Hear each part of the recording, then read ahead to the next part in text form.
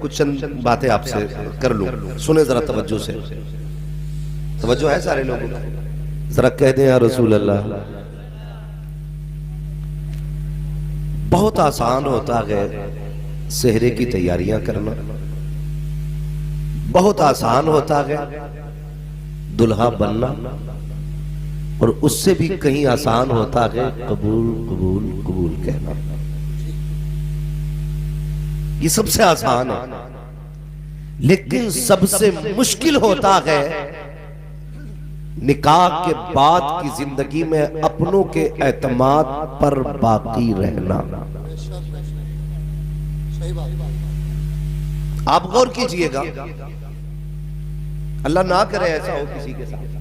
फर्ज कर लें नातिक भाई कल दूल्हा बने, परसों दुल्हन आ जाए, मदरसे की 17 साल की तालीम एक पल्ले में रखी जाए, बीवी की एक रात की तालीम एक पल्ले में।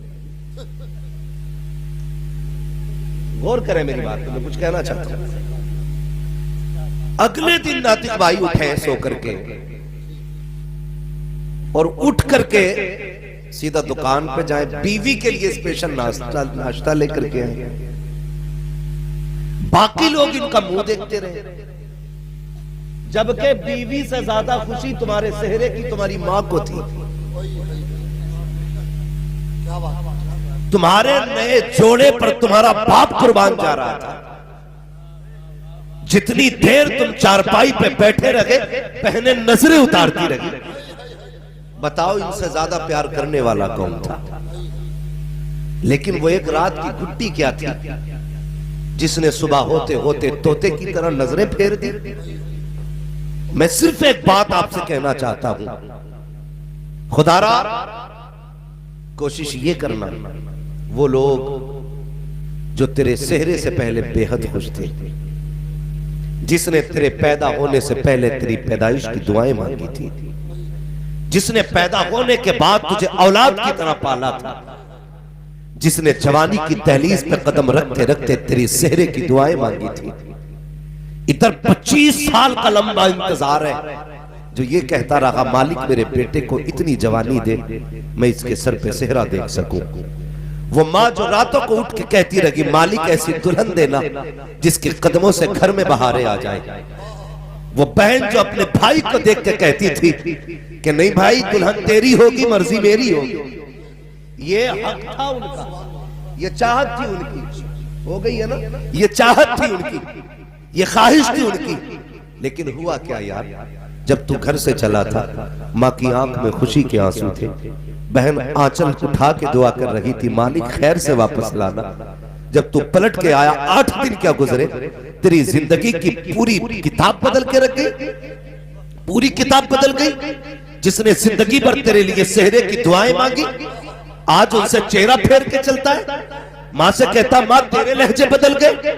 होश में रहना, मां कभी भी बहू से नहीं लड़ती है।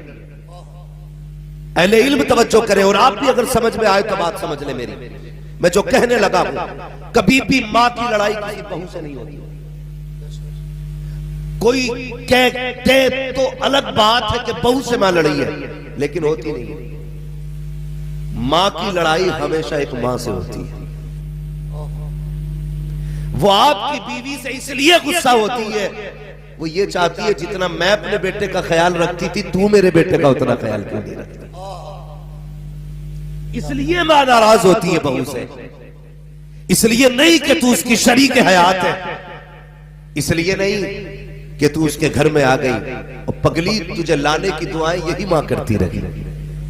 तेरे घर में आने के लिए इसी ने लंबे सजदे किए थे, आज तो इसके लिए बुरी क्यों हो गई। लेकिन इसको कब तकलीफ होती है, जब बेटा बिना नाश्ता किए घर से नाराज होकर निकलता है, तब माँ का कलेजा टुकड़े टुकड़े होता है। जब शाम को थक के आता है और तेरी काय में आकर के बिना खाए सो जाया करता है, तब माँ को दुख हुआ करता है।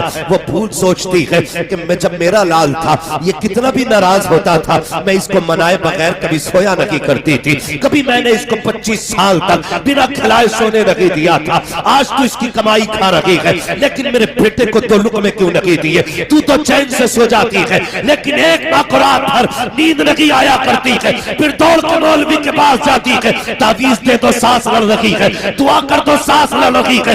मत जा किसी मजार के मजाबिर पे, मत जाओ किसी लुटेरे के पास, बस इतना कर लो उसके बेटे की इज्जत कर लो।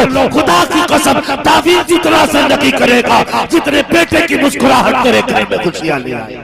सुभान अल्लाह। लेकिन हम वो बेवकूफ कौम है जो असलियत की तरफ जाते ही नहीं, जड़ की तरफ हम नहीं जाते। अल्लाह आपकी शादी जल्दी कराए। हाँ, हम असल की तरफ बढ़ते ही नहीं, हम जिम्मेदार माँ को ठहरा देते हैं। खुदारा मेहरबानी करे, घरों के हालात बेहतर करें, घरों के हालात बेहतर करें। और बेटों से भी गुजारिश है, आप भी थोड़ा सा लिमिट में रहा करें, आप भी लिमिट में रहा करें।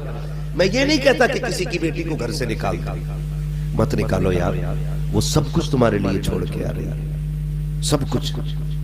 हम सऊदी चले जाते हैं 4 साल के लिए, 2 साल के लिए, तो हमें अपने दोस्तों की कितनी याद आती है। फिर बेटियों का तो अजीब मुकद्दर है, जिंदगी भर के लिए बाप की दहलीज छोड़ देती है, सिर्फ तुम्हारे लिए ना। और तुम यहाँ के उनका कुत्ता बिल्ली बनाओ, तो फिर गैरत आनी चाहिए। मैं ये भी नहीं कहता किसी पे सितम करो, और मैं ये भी नहीं कहता माँ बाप को नजरअंदाज करो।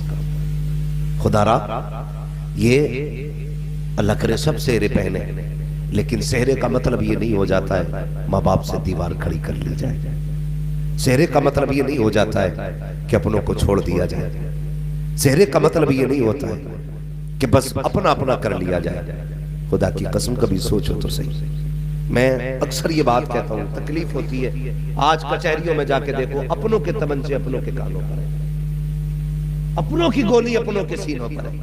कोई तुम्हें गैर मारने गोली नहीं आता। जितने झगड़े होते हैं सब में खानदानी लोग होते हैं, अपनी बिरादरी के अपने खानदानी लोग। झगड़ा किस चीज का? जमीन का, जायदाद का।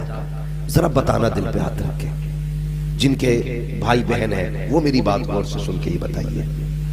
आज जो जमीन का झगड़ा कर रहा है सगा भाई है, बोले सगा भाई है ना।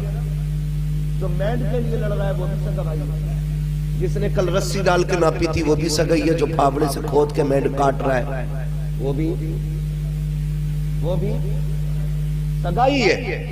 मुझे एक बात बताइए, हम जब छोटे थे, मौलाना नातिक साहब आपके भी भाई बहन हो, अक्सर लोग इस रिश्ते से जुड़े होंगे, मौलाना राहत अजीजी साहब अल्लाह सलामत रखे, ये सारे लोग किसी न किसी रिश्ते से जुड़े हैं।